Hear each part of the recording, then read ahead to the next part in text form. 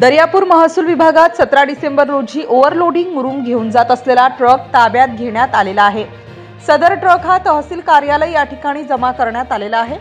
Truck क्रमांक MH14DM 6458 ह्या ट्रकमध्ये मुरुम हा ओव्हरलोडिंग घेऊन जात असल्याची गुप्त माहिती महसूल विभागाच्या अधिकाऱ्यांना प्राप्त झालेली होती। तहसीलदार रवींद्र कानडजे व त्यांच्या टीमने सदरचा ट्रक हा ताब्यात घेतला असता त्याच्याकडे रॉयल्टीची पाहणी केली असता सदर रॉयल्टीवर 2 ब्रास मुरुम असा उल्लेख करण्यात आला असल्याचे बोलल्या जात आहे। मात्र ट्रकमध्ये अंदाजे 4 ब्रास मुरुम महसूल प्रशासनाला आढळून आला, त्यामुळे हा ट्रक महसूल प्रशासनाने ताब्यात घेतला असून सदर ट्रक मालकाला नोटीस देण्यात आली आहे। सोमवार रोजी सदर नोटीसचे उत्तर महसूल प्रशासनाने ट्रक मालकाला मागितले आहे। नोटीसचे उत्तर न मिळाल्यास पुढील दंडात्मक कार्यवाही करण्यात येईल अशी माहिती तहसीलदार रवींद्र कानडे यांनी माध्यमांशी बोलताना दिली आहे। सदर ट्रक हा कॉन्ट्रॅक्टरचा असल्याचे बोलल्या जात आहे।